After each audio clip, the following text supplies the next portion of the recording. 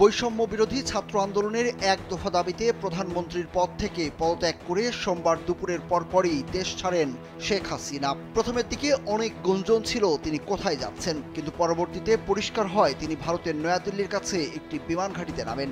তিনি এখন যুক্তরাজ্যের কাছে রাজনৈতিক আশ্রয় প্রার্থনা করেছেন, তবে এখনও ব্রিটিশ সরকার তার আবেদন মঞ্জুর করেনি। তাই যুক্তরাজ্য আশ্রয় না দেওয়া পর্যন্ত ভারতেই থাকবেন শেখ হাসিনা।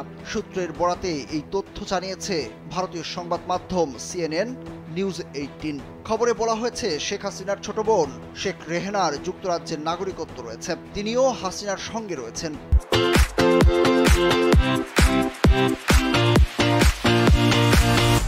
সূত্র বলছে যুক্তরাজ্যে আশ্রয়ের আবেদন গৃহীত না হওয়া পর্যন্ত ভারতেই থাকবেন শেখ হাসিনা।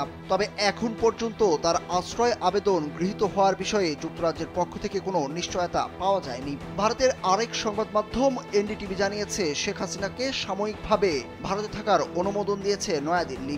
এর আগে সোমবার দিল্লি থেকে 30 কিলোমিটার দূরে গজিয়াবাদের হিন্দন বিমান ঘাঁটিতে অবতরণ করে শেখ হাসিনাকে বহনকারী প্লেন। সেখানে 76 বছর বয়সী এই নেত্রীর সঙ্গে দেখা করেন ভারতের জাতীয় নিরাপত্তা উপদেষ্টা অজিত দোভাল।